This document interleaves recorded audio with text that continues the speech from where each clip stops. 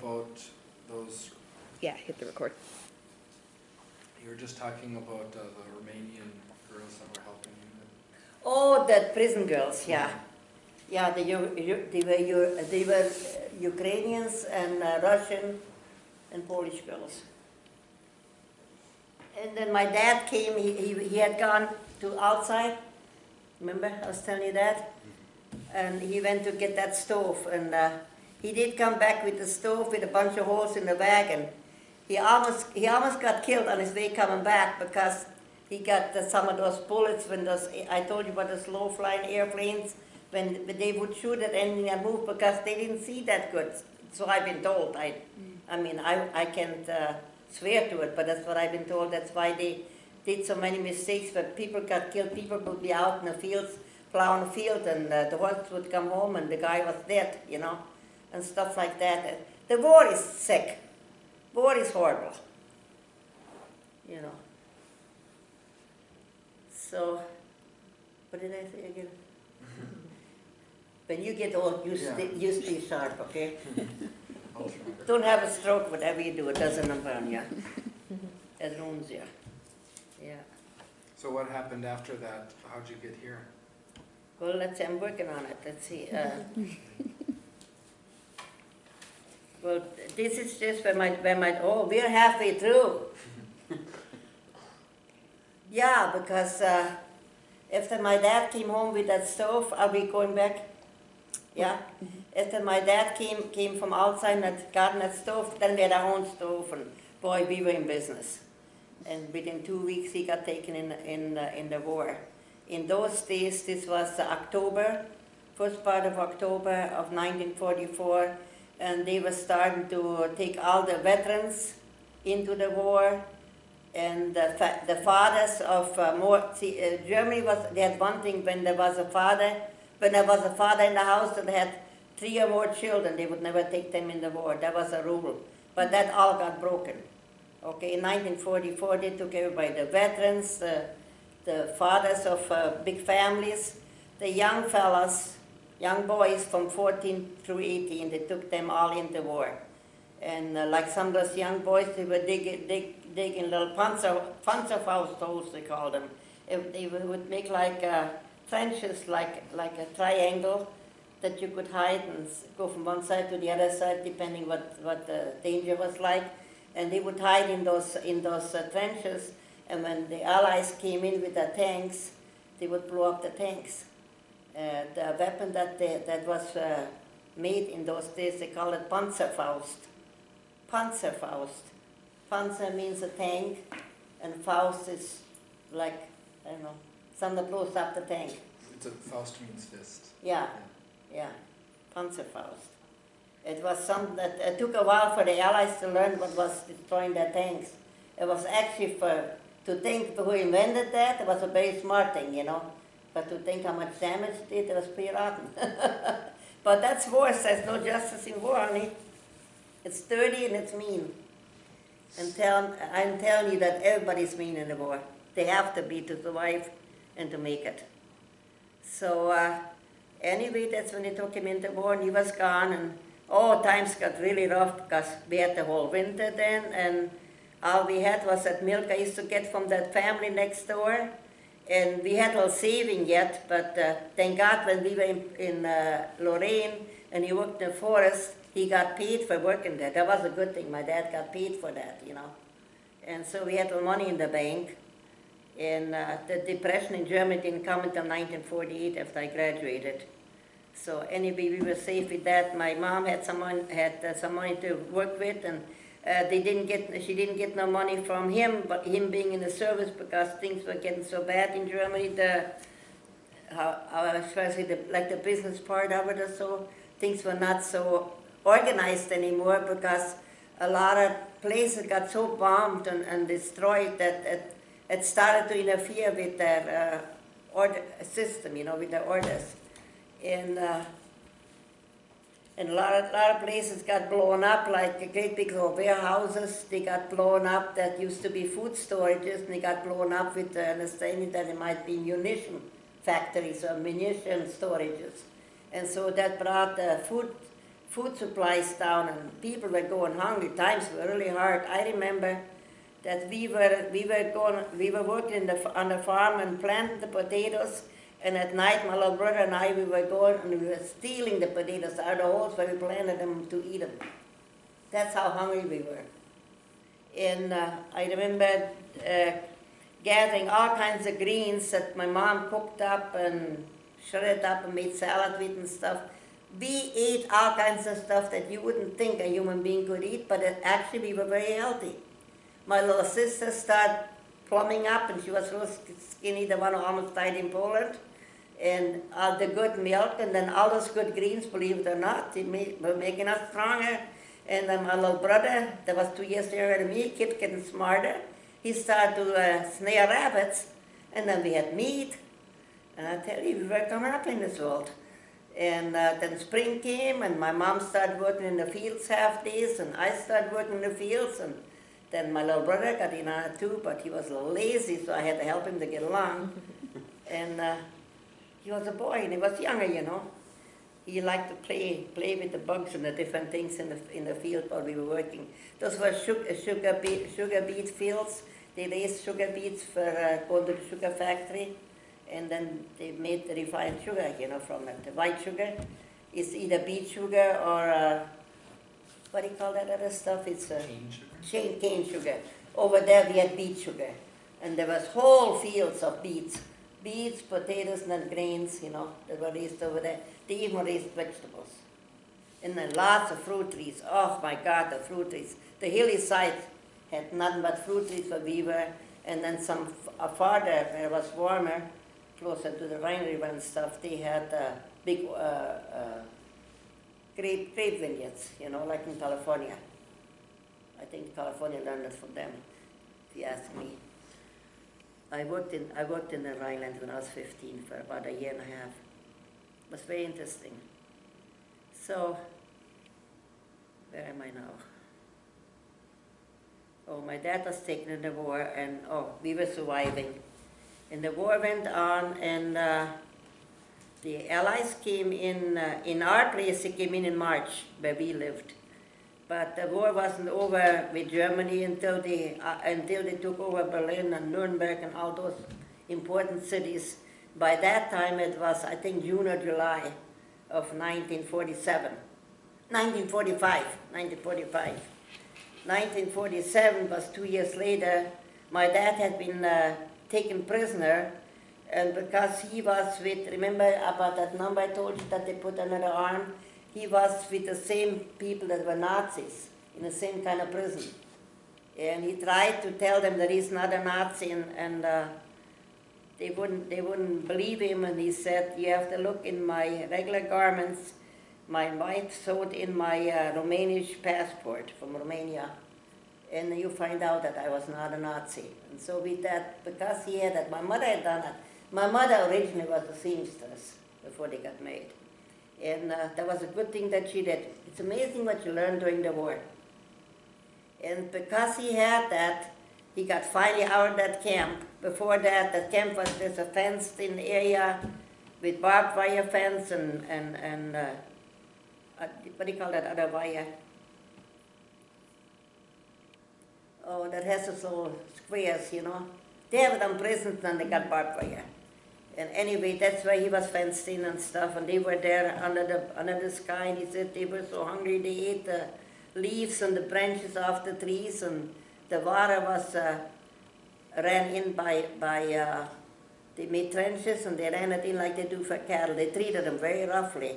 But once he got out of that camp, he said there was an American general, colonel, maybe a colonel or something, that he had his request, and him and many other ones that could prove to him that they were not Nazis, he would get them out. And he did. And so there was several other ones, because I remember 2 of those fellows came to visit us after my dad had gotten home, you know. And it was just lucky that they could prove it, that they were not Nazis. Otherwise, God only knows, he probably would have died there. But when he came back in July of 1947, he was just he looked like a skinny little boy, all sunburned, and beyond recognition, really. And he was very weak. He was walking along the fences. And I remember I was out in the backyard where we lived there, and there was a big orchard there. And I was going to pick up some apples from underneath the trees. My mom was going to make applesauce. And I heard that voice, Rosal, Rosal. Nobody ever called me Rosal except my grandma and grandpa and my mom, but never him. And he must have been desperate.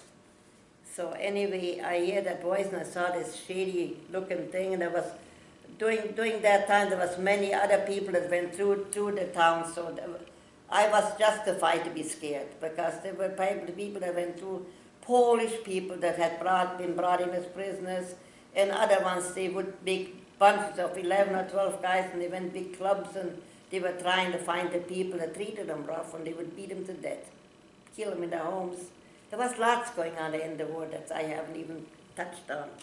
But that's the reason I didn't go to, I didn't quite recognize that person, and I didn't go, and that was a smart thing I did. And so I went to my mom and I said, there's somebody out there, but they hollers Rosal. Mom, nobody calls me Rosal. Grandma and grandpa is dead, and you're the only one who calls me Rosal. She said I was smart. So she went looking with, she took the guy from downstairs. The guy from downstairs was the fella that took care of all the cows and stuff. They called him the Schweitzer. Schweitzer means Swiss. Yeah, Schweitzer is somebody that lives in Switzerland, you know. But the reason he was called Schweitzer is because he also took care of all the cows and the milking and all that. That was his job. They had probably over 100 cows there.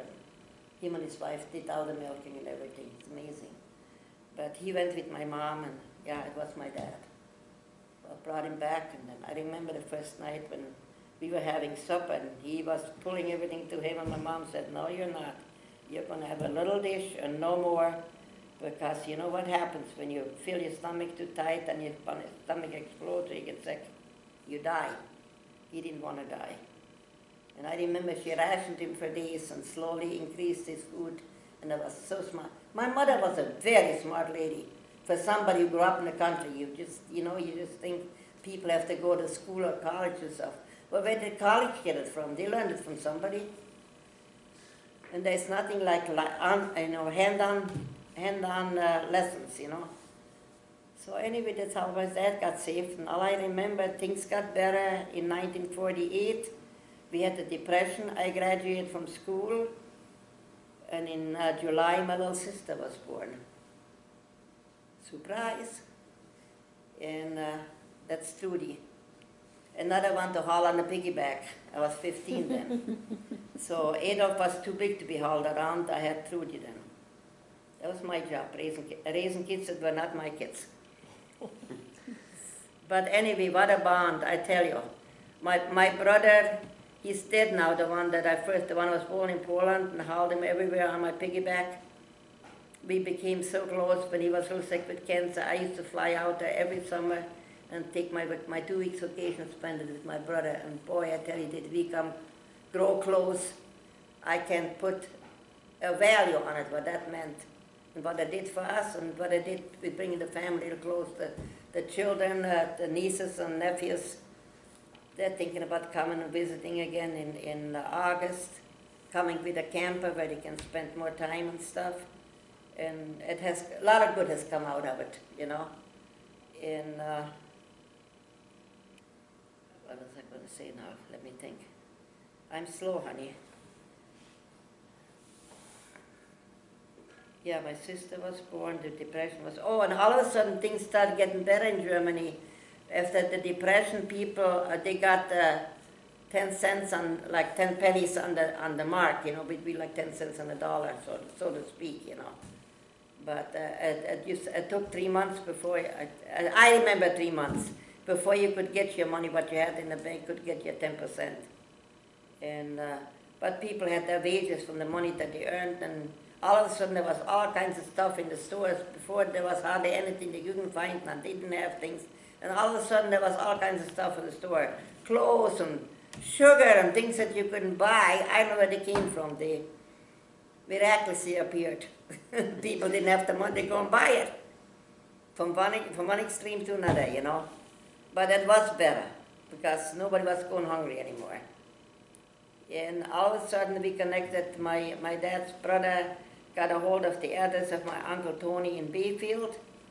And he came on the bicycle. He lived by outside where my dad got that stove, you know. That was my dad's second to the youngest brother, Carl.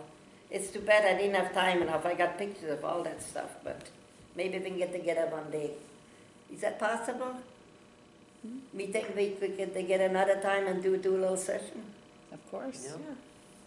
Pick up on stuff that we did not, because I have pictures, I can show some of those things, you know. And so anyway, my dad kept working on that farm, and it ended up I graduated and I worked on that farm. My brother Ewald, we went to school 1 day a week, but they call you, but you have high school here. Over there was, they called the trade school. But once you were out of 8th grade school, then you went to trade school 1 day a week, and the other days you worked on wherever you were, and then you learned whatever trade you were going into. Like the ones who were becoming carpenters and stuff, they would be working in a carpenter shop, and once a week they go and do the theoretical stuff, get it? But I didn't have no place where I was going to be going, so I worked on the farm. And I just learned plain what women do, the way you wash your clothes and take care of a family, raise kids. I learned the basics of that, going to that school, you know. And the rest of the days I worked on that farm. And we started to get contact with my Uncle Tony from Bayfield, and then some other relatives, some son-in-law and son-in-law, I can't remember, it was an aunt too. And they had originally immigrated from Romania in 1908.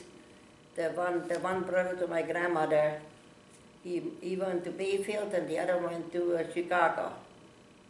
We never connected with the one in Chicago, but Uncle Tony in Bayfield, he was very well known. Wishlidal, everybody in Bayfield could tell you Wishlidal was. He ran what do you call it? The camp where the people used to clear woods and stuff years ago. A lumber camp. He ran a lumber camp many years ago, and then later on he bought a farm. And later on, that wasn't enough. He wanted to do something else, so he started monkeying around with fruit trees and stuff, and he was one of the earlier ones in Bayfield to have an apple orchard, and shipped some of his apples to Chicago because he had a brother there, good connection. And because of all that, and getting a hold of him, and then how people talk, he just had friends and stuff, and connected us with a farmer in Belmont, Iowa. Well, another thing had happened. My dad's one brother, the second to the youngest, Carl Erzman, he, through Uncle Tony and through the son-in-law of Uncle Tony, he managed to get across, to get to America in 1949. And my folks got turned down several times, they couldn't go. And then in 1952, they finally got the go-ahead because things kind of opened up the negotiations between Germany and Romania, and there was Russia involved because Russia did finally take over there where we had been. And so then they were allowed to get information on your family background, if there was any bad diseases that anybody had that would be catching. And they were very funny because if you want to get in the United States, you had to have a clear ticket. There has been no criminality in your family background and no very bad diseases. And we were clear to that, and then when they were clear to that, I shouldn't say we, because I got married in February of 1952. I was the oldest, and my folks got the go-ahead in May of 1952, shortly after I got married. I could have gone along because I was still on the family, information and stuff, you know. But when you're young maid, you don't leave your husband. I would have never done that, you know. So we stayed back, you know. They went to America in 1952. I have a little picture, but you want to see it or you don't? Mm-hmm. You do? Can you take a little break? Sure. We'll stay Where's recording. my album, Rosie? What did I do with it? Oh. I laid it right in the top of the album so I could show you guys what the family looked like when they came to Belmont, Iowa. That was before I came to America. We need to get together again, I think. I feel that to complete that thing, we need to do a few more pictures and stuff so you can understand what I'm talking about. Definitely. Because this doesn't make a lot of sense. A picture's like 1,000 words, you know what I mean? Bring it away, I know where to find it, Rosie. Oh, okay. Unless you put it in an envelope that you put some stuff in. You may have put it in that, you know. No, I had it just in the very front. Well, get the envelope. See, this is a picture in Bremerhaven before we went out to ship out to America. That's why I think we need to get together. There's so many other pictures on the boat, you know. That's before we reach the harbor in New York. See that up here? That's the dinghy before a boat got taken in. This is my brother that joined the Navy, the one who was born in Poland with the crooked legs. My brother Adolf, you can show your friends too if you want to.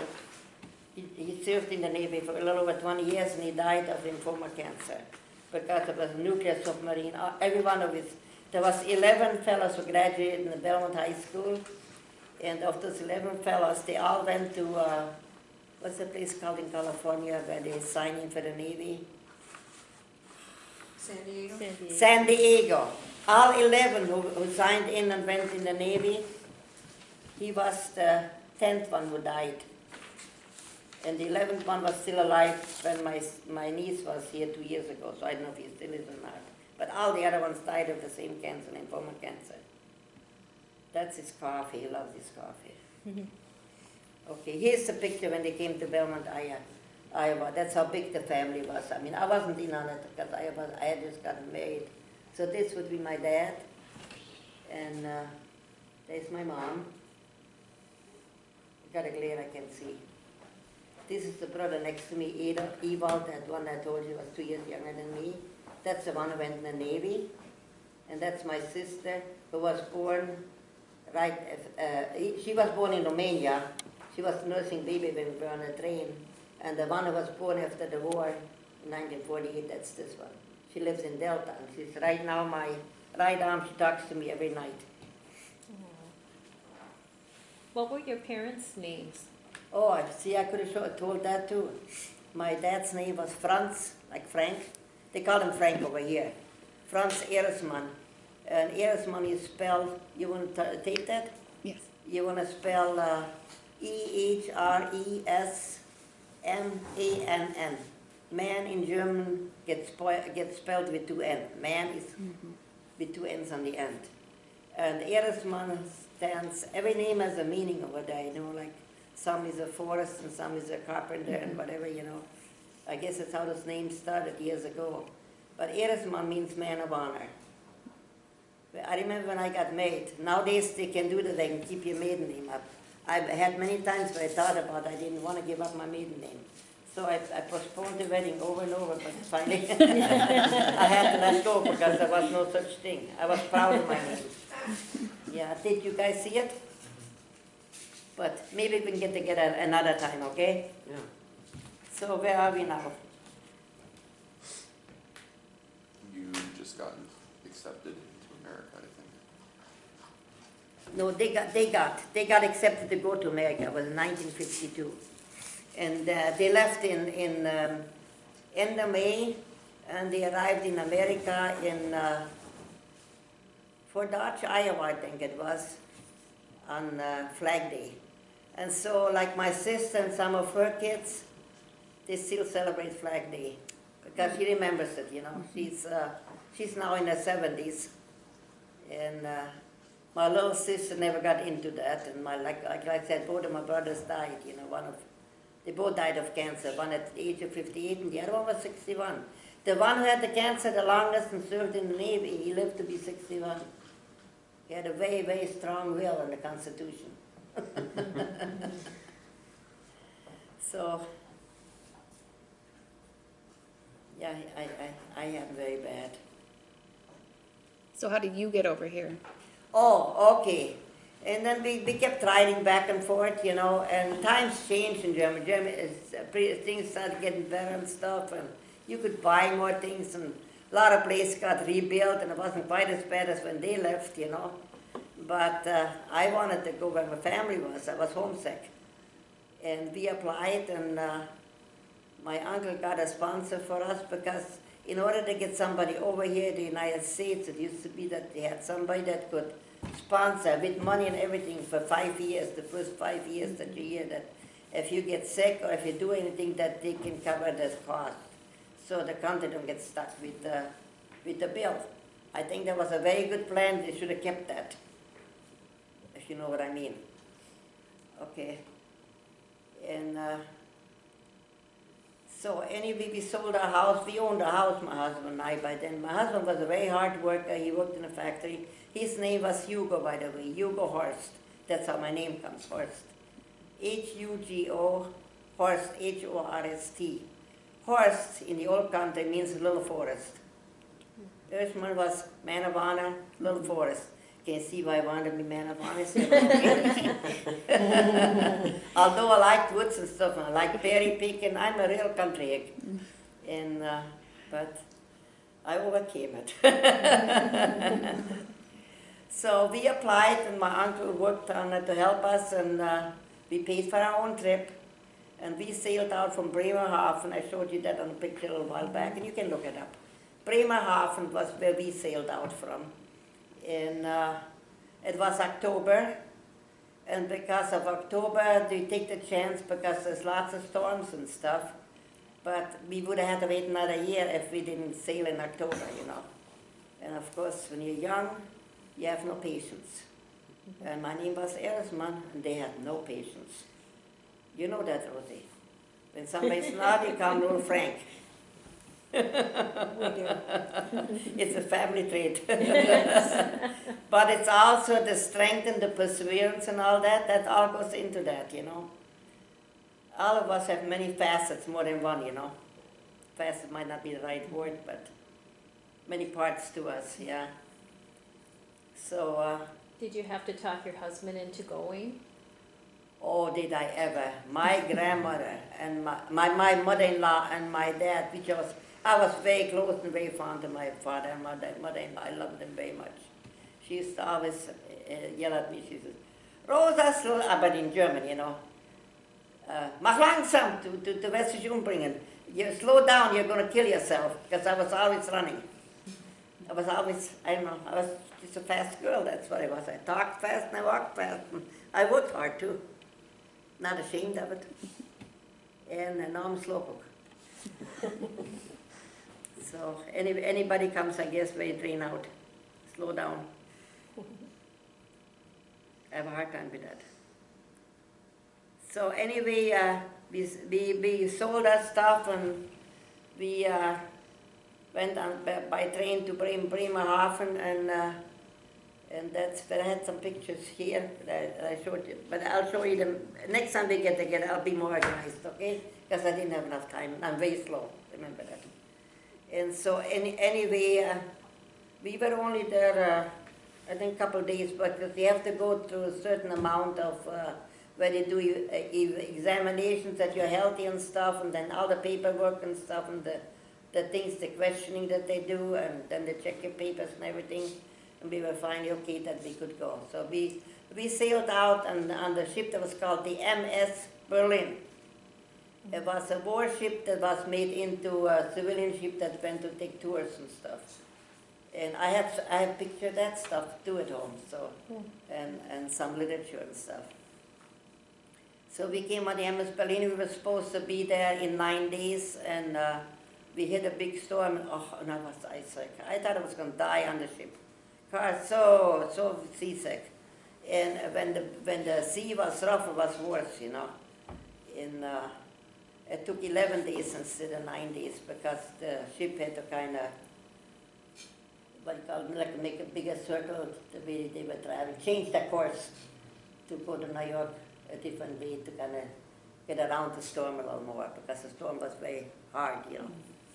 And that's supposed to be very calm and they have very strong storms in the fall. So I've been told. I had nothing to do with it. And so we landed in New York Harbor at Halloween evening. I didn't know it was Halloween, but it was the last day of October. I found out later on that was Halloween in America. Just another surprise. So anyway, we got out off the boat, and the first place we got into was a great big hall and stuff, and they had all kinds of different foods that you could buy, and so much talking and what do you call that, cameras and things, and there was a bunch of people going around. They were helping people because there's language barriers. People come from different countries. There was all kinds of travel agents, like assistants. I can't think of the word of it right now. Concierge. Huh? Concierge. I don't know. No. Anyway, the one we had, she could speak very little German, but she was very good with that little, what do you call that thing? It's a little thing where you have all the people names on it, and Like your passport?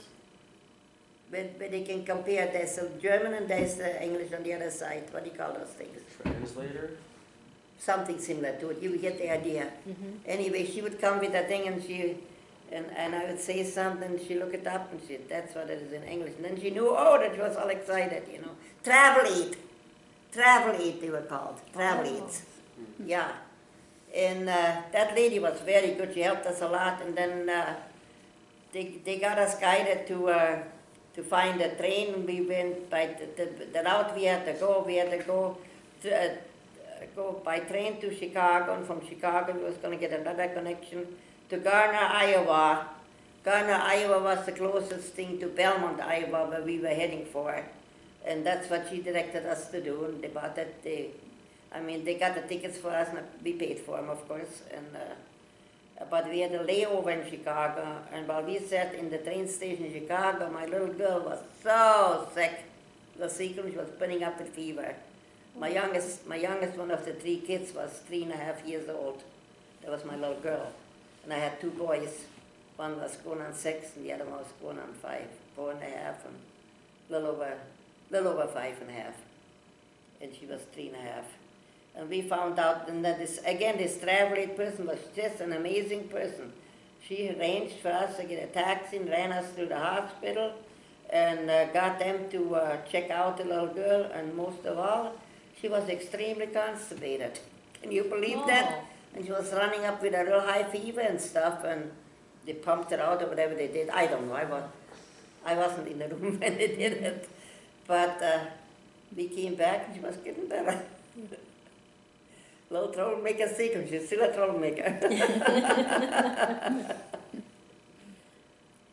So anyway, we ended up, we sat in the whole night in Chicago and waited for our train to go to Garner. And the next day we went to Garner.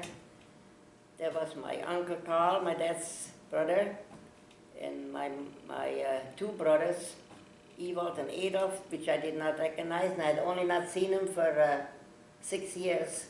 And they had changed because they were teenagers, you know. And my God, I couldn't. Adolf was a little boy, he was in 4th grade, and he was tall, that's the one in the Navy, you know. And I said, who is that? Is that your neighbor? No, that's your brother. Can you imagine how dumb I felt? Was the kid I carried on my shoulders, and I didn't recognize him. That's what time does.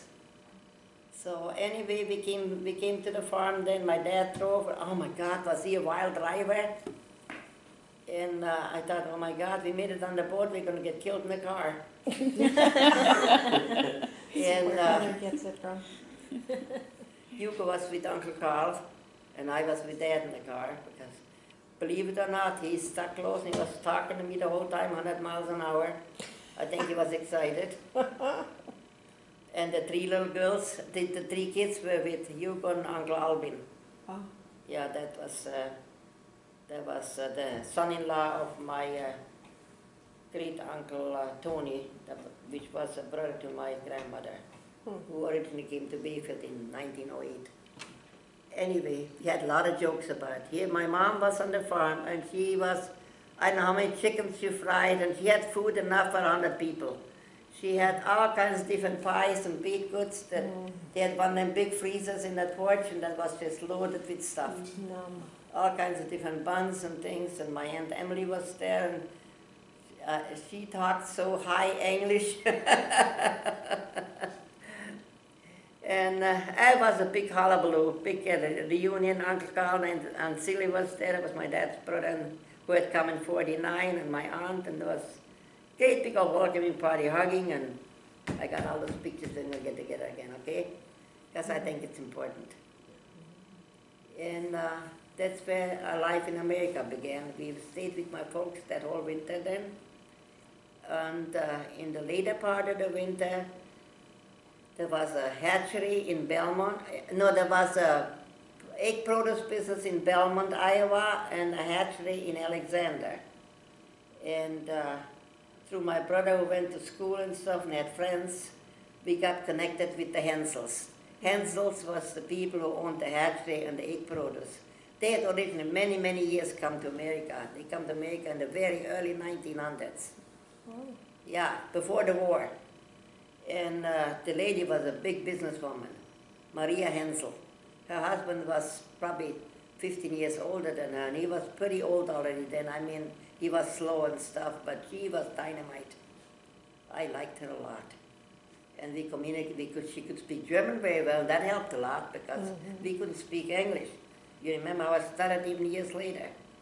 And it's a hard thing to do, to learn a completely new language. When it's all pouring in from all sides and you have nothing, you have to, and it's so fast. It's kind of like me trying to tell that story real fast and I can't do it. So anyway, he ended up working in the hatchery, and I ended up working in the egg produce, handling eggs. They have a lot of eggs in Belmont that the farmers raise a lot of chickens, and there's a big business, like where they get brought into those places and they get candled, that's graded, you know, and then they're shipped out by big semis to Chicago and other places. And so we worked there for a while, my husband and I. He worked with loading and truck, going out with the truck to pick them up at the farmers and stuff.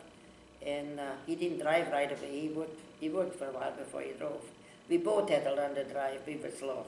We were not used to driving. We were riding a bicycle in Germany and a little motorbike, which they called, boy, I can't even think of that. See, I have forgotten so much. Doc on stinking stroke. So anyway, we lived with Mom and Dad until very early spring. We moved out to a place in Belmont, and we were by ourselves. And then we moved to Alexander, and I started handling eggs in Alexander. There was a brother who had a business in Alexander, and the one in Belmont was the older brother who had that business place where I worked in the beginning. And your dad worked in Alexander the whole time. He worked for the old lady, for Mrs. Hensel. She owned the hatchery. Her and the youngest son, she was breaking him in. He was the baby, he was spoiled. Anyway, so that's where you were born, in Alexander then. You were my first American citizen.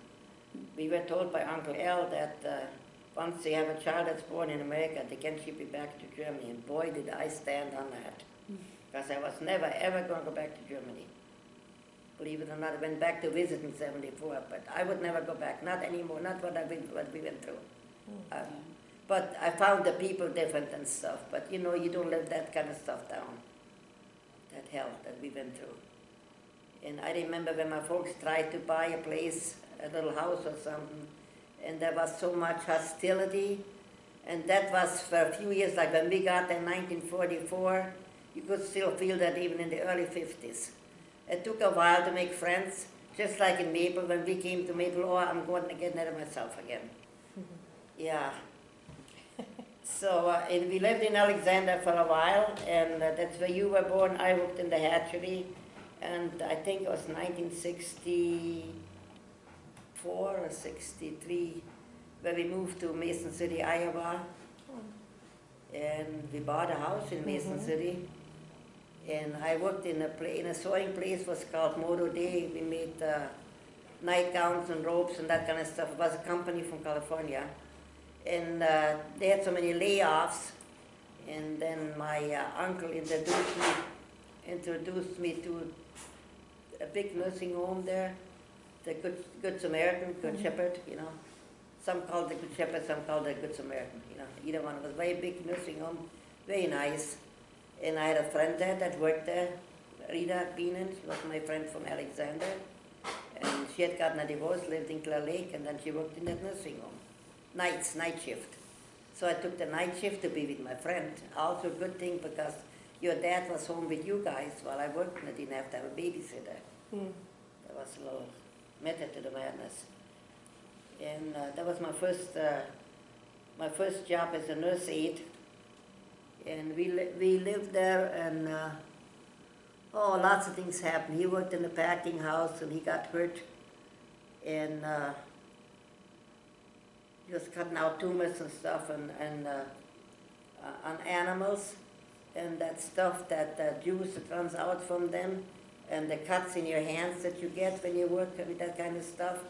He got a disease they call leptospirosis. Leptospirosis is a very dangerous animal disease. The cows who have it, they cannot ever give birth to their babies. They abort their babies. Well, that stinking disease got into my husband. And it poisoned his blood. I remember they did several spinal taps trying to cut to the bottom, but how to help him. What happened before that, on one of those evenings when they're getting off their shift, some clowns thought they were so smart and they were joking because your dad talked very broken English, worse even than me. I'm not bragging, you know that. Yeah, and so they put steam hoses into his boots, and it burned his feet. Very third-degree burns, and that's how he ended up in the hospital. And after that, that's when he ended up where they also did the spinal taps on him. And beginning with that stuff, with the burn, they came to the disease that he had already gotten in through his blood, through the cuts, you know. And they started to treat him with some of that stuff, and some medication he had to take. It just made him hallucinate or go off the rocker. And on one of those nights, that didn't all happen overnight. As time went on, and I still kept going back to work and stuff, you know. And so I think now. It was one night. One night in the summer. I remember Seacon was Seacon is my little girl who grew up to be a bigger girl. She babysit the kids next door. She was very proud of it. She made good little money. She was very well liked, and the people did a lot of nice dinners and stuff and treated us in appreciation. The lady was a very good beautician, and the ritzy people went to her. I can't think of her name anymore. His name was August, and we called him Augie. Augie. He liked to drink. He was Gross. very good in the factory where he worked, you know, in the packing house, but he drank a lot. He was very funny though. And they had 3 little kids, and Seacon was babysitting. So that has nothing to do with my story really, except that he lived next door. Yeah. So anyway, your dad kept getting, he was not getting better, was not getting out of there. He finally did get out of there, and they put him on this awful medicine that I said, please tell with him. And he would get really goofy, and one night he had me down in the basement. I was ironing clothes. Our basement was made up almost, like my brother helped me, was doing poured floorings and stuff, and he had opened up a carpet business in Manly, Iowa, not far from Mason City. And he also did Torganol flooring, which was very common in those days. So beautiful floors, they're poured with liquid and stuff, and then it hardens, and they're real shiny. They got the different speckles, whatever patterning one thing, and they're real easy to clean, and they look like they're fresh waxed all the time. And it became very common, but those floors got him the cancer later. That's when he died at 58 because of that. But anyway, a secret had come back from babysitting my sister's kids, and she didn't stop. And I was down in the basement ironing clothes, and your dad had one of those spells. He just happened to be down there. I don't know why he never went back up. Normally he did. I was ironing my clothes, and because I worked nights and stuff, and you have lots of work when you got a family.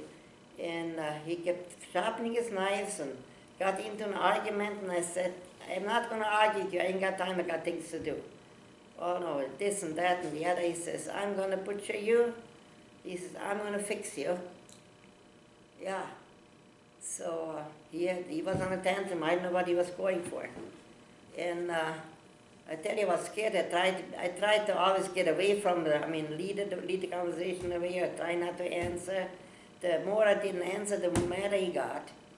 And all of a sudden the door opened and Seacon was coming home from the babysitting with Don, with my brother-in-law Don. But Don never came in. He normally would come in and visit a while. And it was around midnight. And God, my heart just stopped when he closed the door and left. I thought, oh my God, that's my end now. And Seacon, he ran right straight upstairs and she didn't even look down.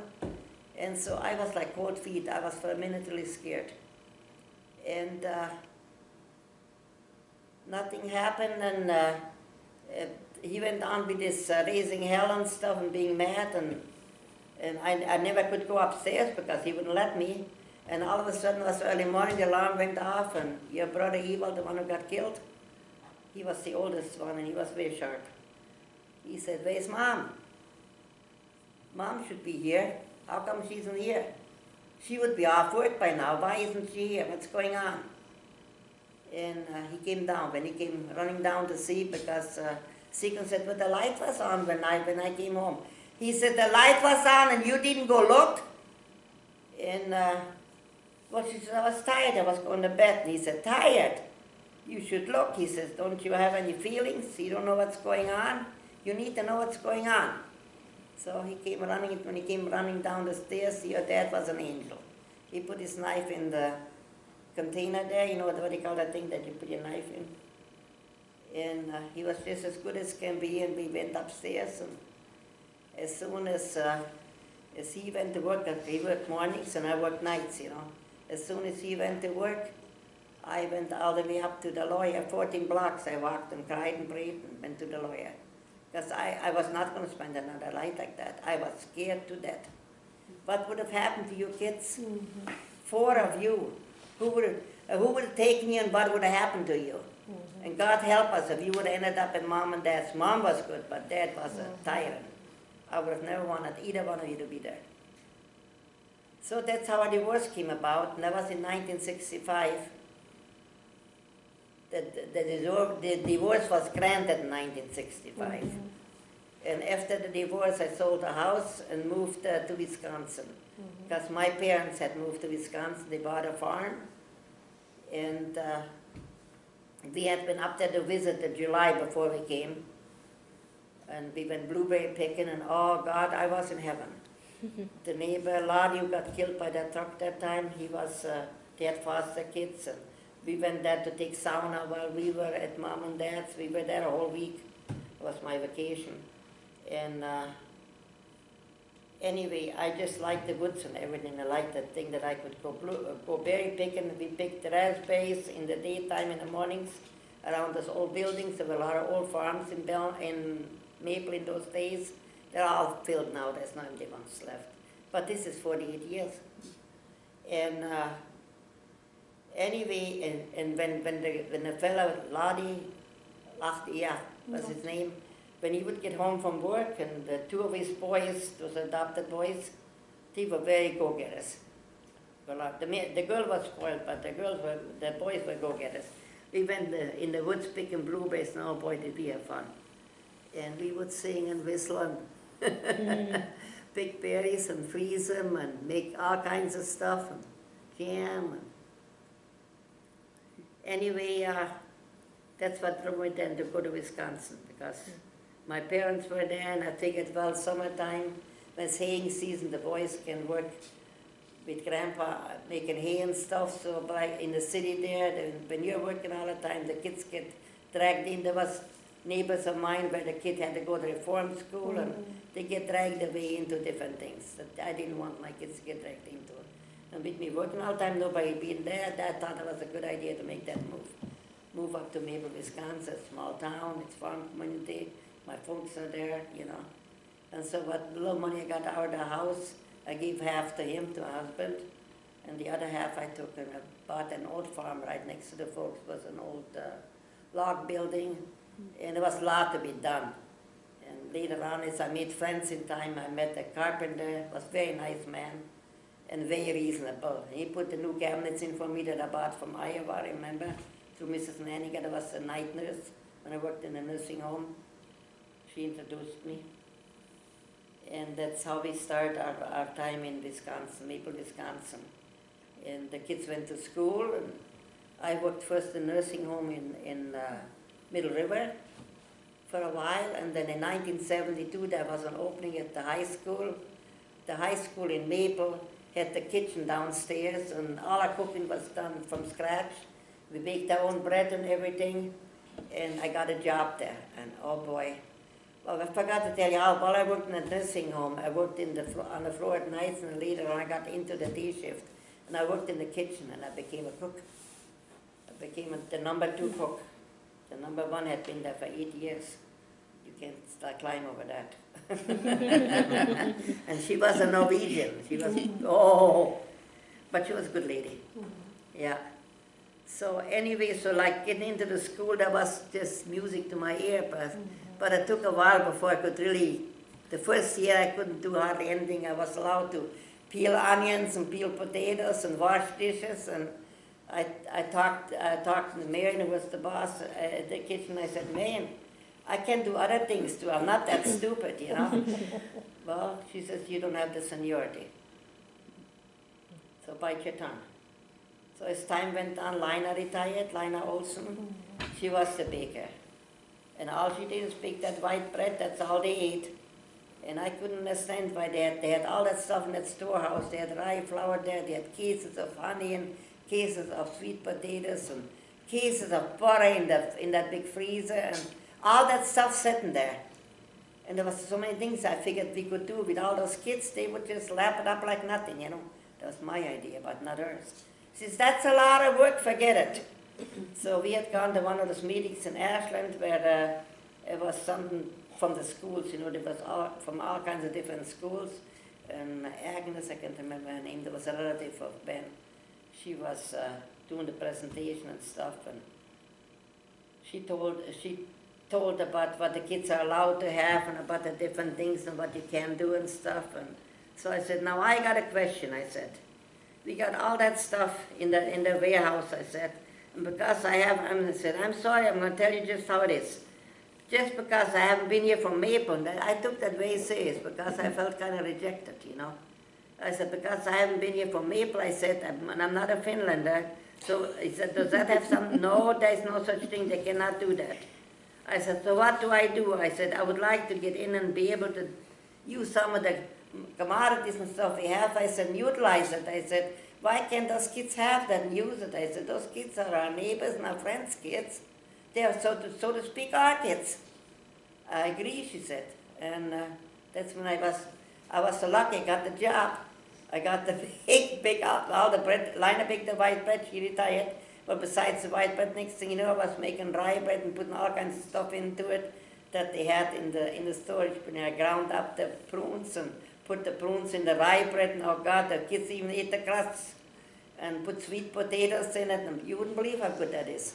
And then you have that fresh butter, they had plenty of butter, and they could put their own butter on it, and when they went through the line, and I know it was good, because years later when some of them, I would run into some of them in the store or something Superior, I would get hugs, and they would tell me, "Boy, are we ever glad that you came into our kitchen. When we were going to college, we told our people that we wish we had an old Rosa here." They were used to that homemade stuff. But that has all changed. They don't have that nowadays. Yeah. Are you ready to take a little break? Yeah. Yeah. Okay. We can take a Am break. I giving you a headache? No, no. No. If you wanted something to drink or to. No, let me give a drink of water. Yeah. It's in my purse already.